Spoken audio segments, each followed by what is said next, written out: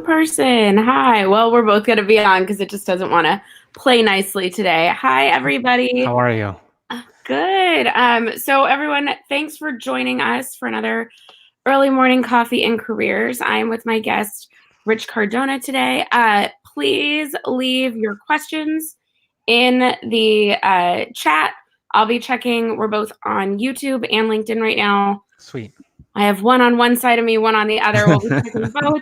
So, leave your questions for Rich, and we will get started. So, Rich, first off, thanks for joining. Thank you. Let us start off by just talking about what is your current job? I am the founder and CEO, which is funny because on LinkedIn, everyone's like, wait a second, should you say CEO? But anyway, yes, I founded a media company called Rich Cardona Media. And what I do is we make videos for executives, CEOs, and businesses, and we make them visible. I believe everyone has value to bring, so we make them visible through video specifically. So I'll team up with them once a month. We'll film a bunch of content, and I will piece up that content, distribute that content over the course of a month or 6 to 8 weeks, depending on how much we get. So they don't have to worry about any of it. I know I'm not a CEO, but I'd love for you to come to California. For me, it'd be a lot easier. California's always calling my name, so there you go. What you just described as me on a Saturday morning, and then a whole week of like trying to figure it out. Yeah. So how did you end up there? It's a very interesting how it all happened. First and foremost, I served in the Marine Corps for 17 years. When I retired, I was 34, so that was exactly half of my life I had spent in the military. And I got out, and I ended up working for Amazon for a little while, and I was not in love with it from day one, but it's okay. And I stuck it out for a couple years, and then I quit. And I quit with no business plan, no idea what I was going to do. And I'm just like, my wife's like, she gave me permission essentially to just walk away. So we did kind of the Gary Vee thing. I was not following his roadmap, but we literally moved in with my in-laws for a little while. I thought I wanted photography. Then I started to realize, like, you can't, in my opinion, you can't tell stories as well without videography. And then that kind of led to interviews. I got in touch with some people at VaynerMedia. Claude Silver was a mentor of mine, and I was like, just offered essentially to be her D-Rock. I mean, there's really no other way to put it.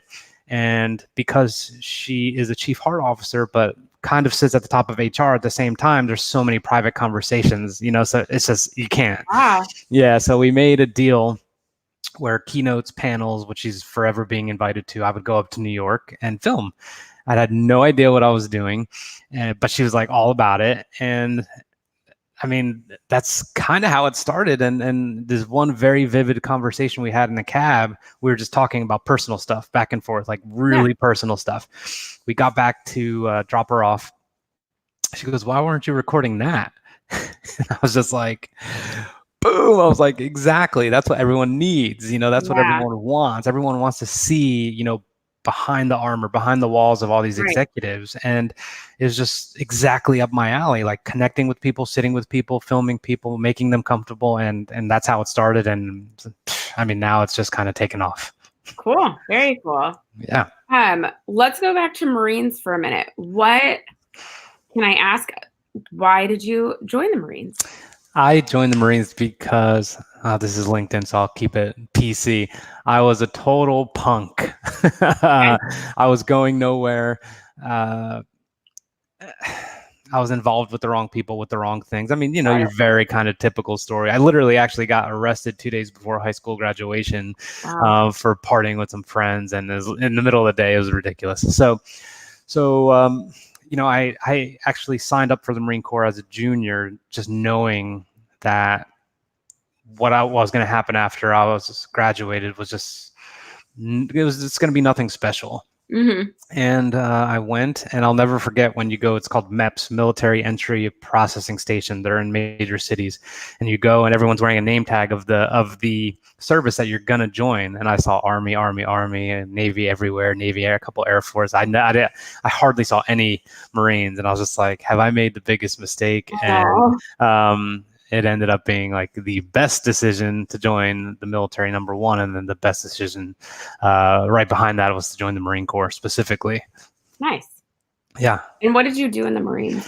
I did a lot of different things, but I'll put it to you this way. I crossed the spectrum. I was a private when I enlisted, so like the lowest possible rank. I mean, I was at the bottom, and I was infantry. So I was in infantry, and I worked my way up to a couple officer programs. I ended up getting to go to Florida State as I was a sergeant in the Marine Corps. Got my degree, and then I got commissioned as an officer, and then ultimately I became a pilot. And for anyone who doesn't know anything about the military, like infantry are like, the dudes, like the tough guys, so to speak, and pilots have it so great, and they just wear these freaking, we call them bags, our flight suits is just like the most comfortable thing on earth. It just seems like we have the best life ever. But I experienced both ends of the spectrum, and I actually, while I loved the infantry, being a pilot in support of the infantry was just an incredible experience and mission. And I mean, that was it. But yeah, I did a lot. I went a lot of places and did a lot of things. I mean, to keep it vague. Yes, I'm sure. Yeah. Yeah, I feel like it's all, I don't know, all the military stuff is also complicated. On Wheel of Fortune, we would have like military week. Yeah. And you'd have all branches represented, all different levels. And we had a general on and then a private. And it's like, that kid cannot play against the he's like, he can't win. Like, yes. I can't win against it. And you could see in the room with them, because it would be 6 shows worth of contestants. Wow. That they would be like, you sit first. You sit there. I will stand over here. Like, it was just fascinating. That's unbelievably a huge separation. Like, pretty much the biggest separation you could have. Yes, and it was just interesting to us of, okay, wait, we've got to like really think about this, because there's other cultural things at play than just our TV show, right? 100%. So then Amazon.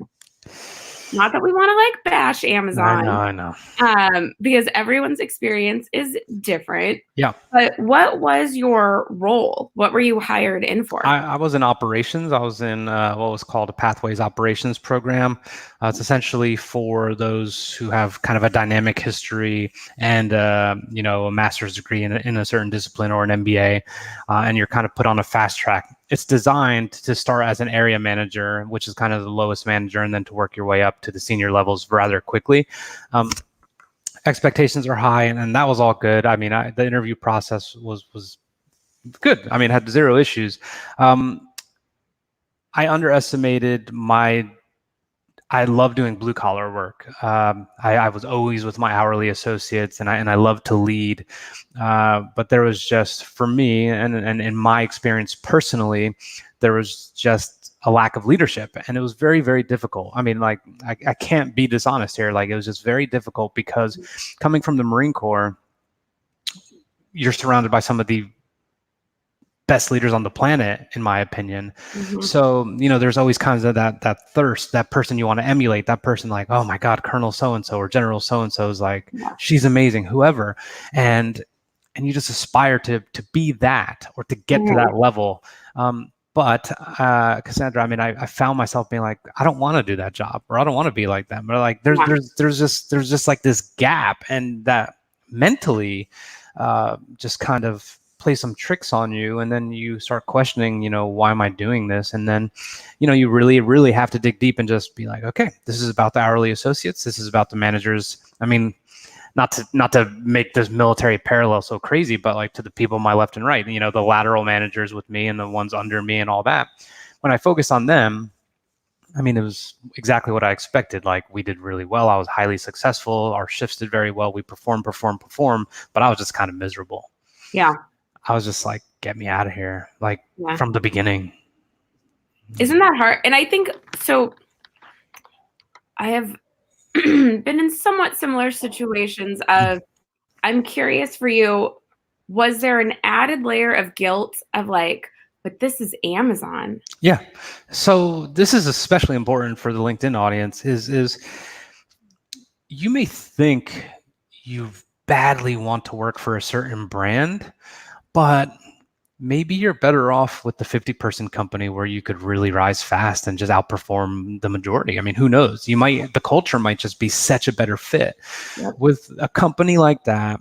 It absolutely, look, I 1,000% was super proud that I got that job, and I was very in a different way. I was very proud that I could say, hey, to my wife, like, I got this job. I'm going to be able to support us. Now we're going to get this awesome house in Texas. And we were expecting, when I took that, we were expecting our first child.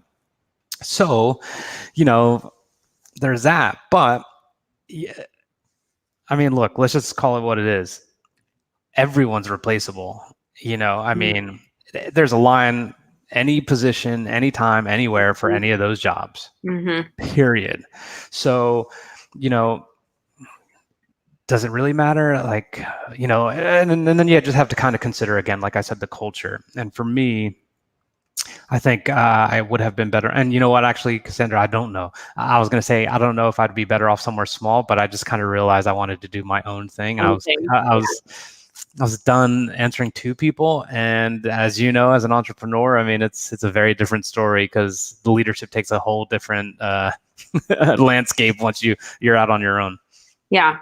Yeah. But I think that's so true. That's something I try to teach clients and students, right? Because I have both right now, is if you have a dream company, talk to people in that company. Yeah. Like, get the internship if you can't. Obviously, you were in a different situation, but like, get the internship, job shadow, etc. Because what you see on the outside is not always what it is on the inside. Like, I always use Disney as example. And if anyone from Disney watches this, please know I am not bashing your company. Yeah. I think Disney is amazing, but so many people grow up with Disney, right? And they go, oh my God, it's my dream. Like, I have people who moved to California to work for like with no job to be like, I just want to work at Disney, either at the parks, at the studio, something. Because I think in their heads, they think working there is going to be like going to Disneyland. Like, the music's going to play and it's going to be creativity all the time. And that's just going to be amazing. And then they get there and realize Disney is super corporate. They're really great.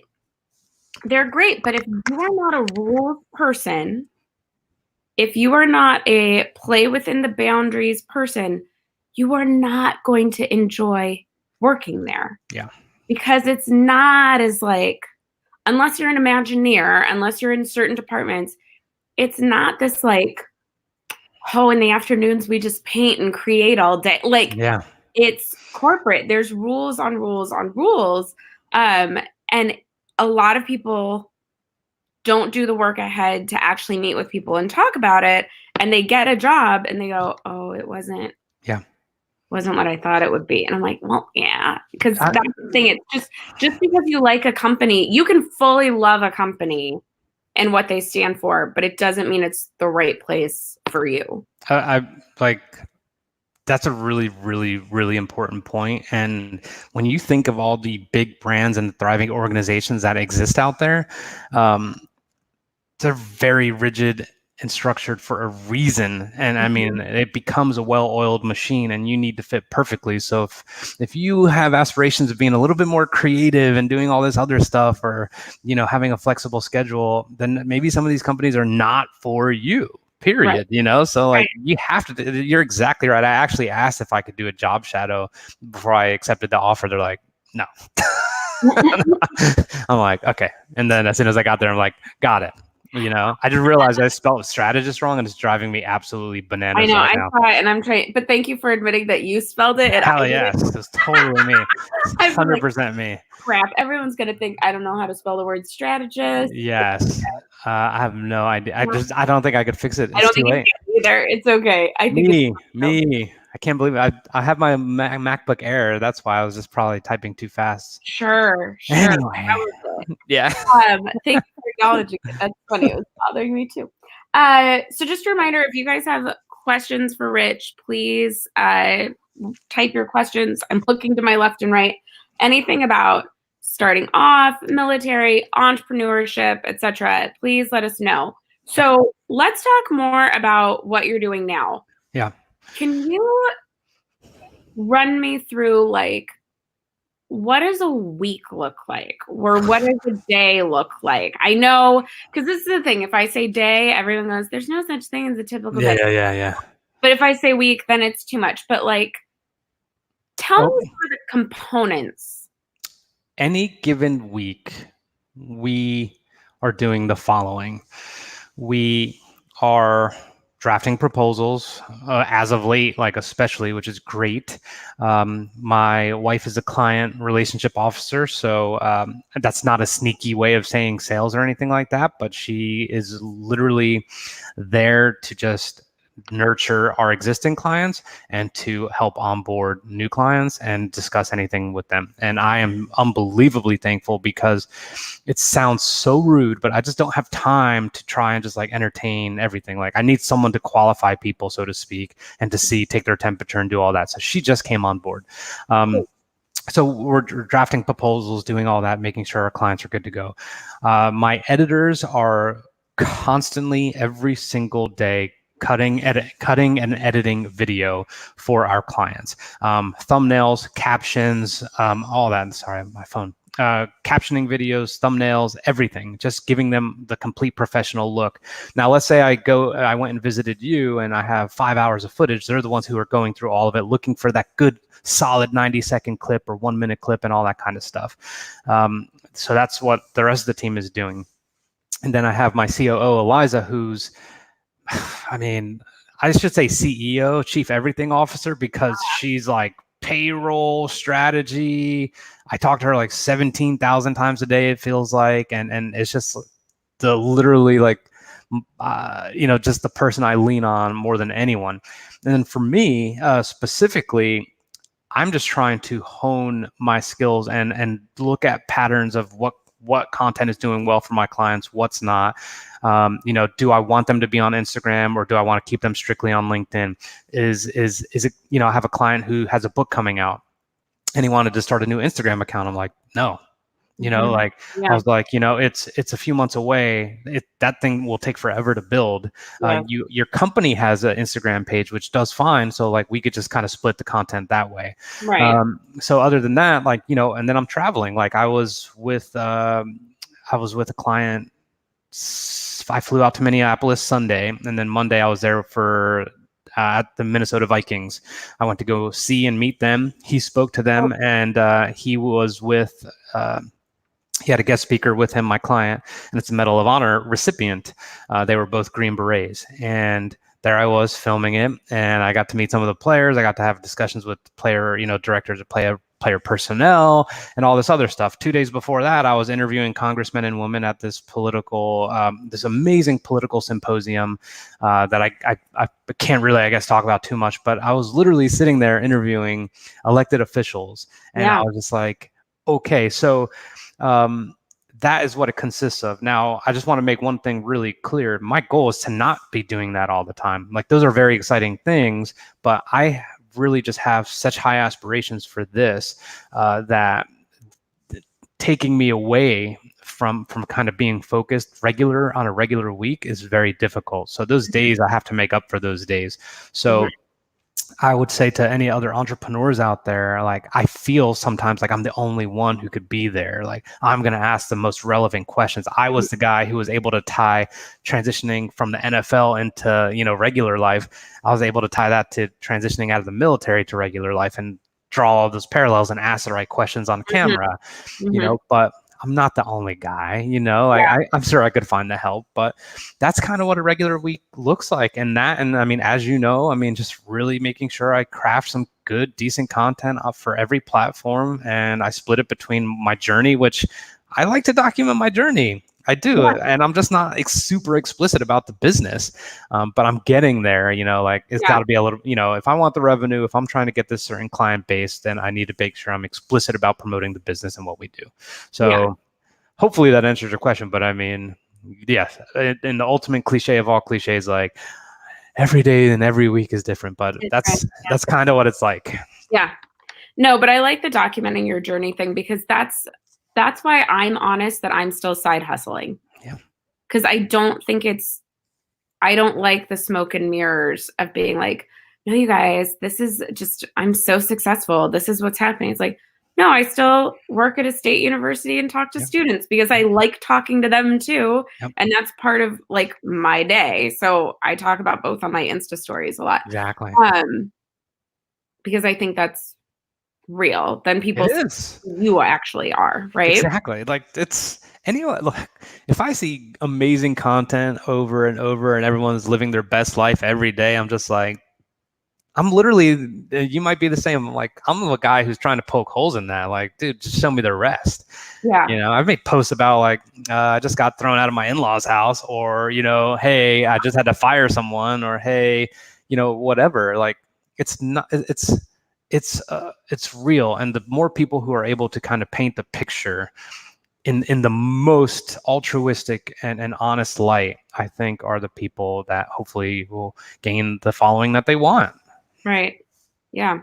Yeah. What I haven't liked lately is there are people who are now being honest on the back end of going, oh, yeah, that thing that I sold to all of you that I said I was really good at, I had just learned it like a month before.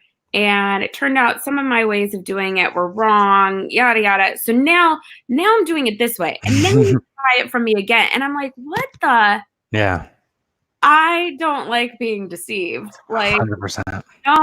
don't pretend that you're expert at something when you're not. So that always Faking it till you make it is a horrible strategy. Yeah. I used to think, now look, faking it till you make it can take different forms, maybe in the form of confidence, right? Like, Totally. like something like that, but not when it comes to the business and professional services that you can provide ever. That I agree. Like fake it till you make it on your confidence. Walk into a room like you belong there, even if you feel like you don't. That for sure. But don't pretend you have skills that you don't have. Yeah. That drives me crazy. You risk exposure.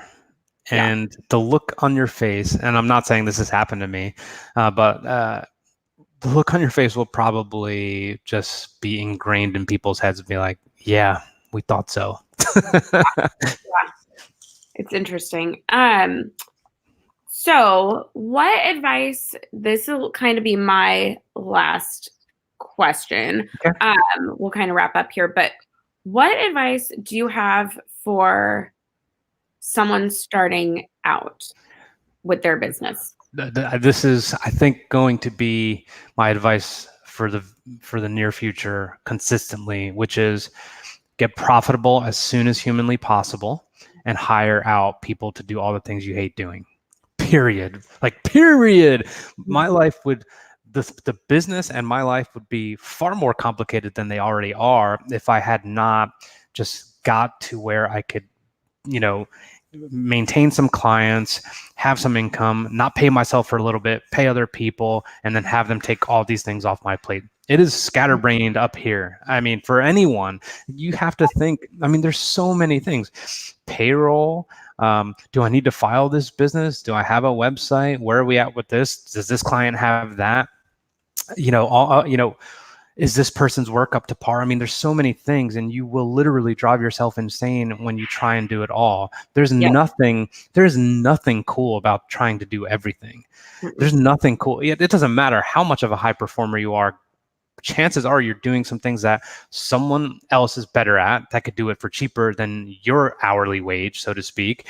And there's plenty of things that you're doing that you don't want to be doing. Now, don't get me wrong. Like you have to shower every day, right? Like there's certain things that need to happen in business, but there's probably things that you don't need. Like I don't need to go to McDonald's today, So same thing when it comes to business. Like I don't need to, and then look, this is going to sound so messed up right now. I used to take so many calls, just like LinkedIn, like, hey, I'd love to talk sometime. Like I can't do that right now. You know why? Because I have very, very specific business goals. Yes. And that's not going to get me closer. So one is get profitable so you could hire people.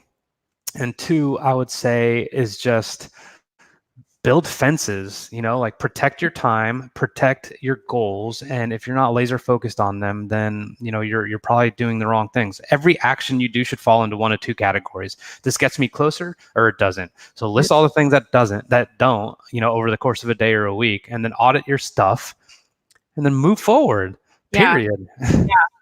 Have you read Michael Hyatt's Free to Focus? No, I'm not a reader. I'm a horrible reader. I kind of thought maybe, but yeah, I feel like you are not a big reader, but he says a lot of the same things you're saying of get off your plate the things that you hate, hire out. And then he talks about get off your plate the things that you like doing, but you are not actually good at. Correct. So like for me, I would love to play around in Canva and like make pins and then go on Tailwind and all that. I don't have time. No. I don't have to do that. So I'm hiring someone right now to do that. Correct. And so that goes with some of what you're saying too, of find the people who can go do those things and spend the money there first. Yes. I think before paying yourself. Yeah. So, and that's very debatable. It's my personal belief. And I mean, look, I am in a unique situation where I have passive income from my service. So I'm allowed to do that. If not, then guess what? Just like you're talking about, you might just have to side hustle that thing, right. but you do absolutely at some point have to pay yourself and pay yourself well, but not until you have the right people. And at least once you have the right people in place, or at least some of the right people in place, you could kind of visualize, okay, here's what I like to call our cadence or battle rhythm. And then once that's established, if someone's really not doing the work you need to do that well, but now you know exactly what that position entails, then see you later, and bring someone else in. So yeah. No, I agree. Yeah. And I'm not of the don't pay yourself at all mindset, but like, are you paying yourself to make your rent? Are you paying yourself so you can go have nice dinners? Like you're different. 100%. 100%. I watch Shark Tank and they're like, oh, we haven't paid ourselves for 2 years. I know, but how? Yeah. What? Stop tape. Like, wait, please, let's dig in farther there. I want to hear about that part. Because I just think that's always exactly. But you're right. It's situational. So with that, I think we can end for the day. Thank you so much for joining. Thank you.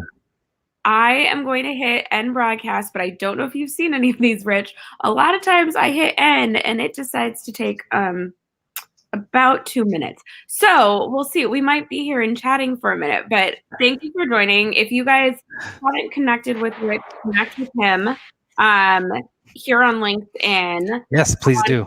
YouTube, YouTube is Rich Cardona. That thing is a slow burn, but it's going in the right direction. But Rich Cardona. Cool. So you can find him there. Anywhere else they should find you? Anything else you want to plug? Rich Cardona Media for Instagram, Facebook, and that's about it. But I love LinkedIn, as you know. And you are destroying it. But LinkedIn is where I like to live. Yes, same. I know, our favorite platform. Okay, well. Yeah. Thank you. And thank you everyone for joining us. And thanks everyone. See you. I'll be back next week, y'all. We're coming back next week. Bye. Bye.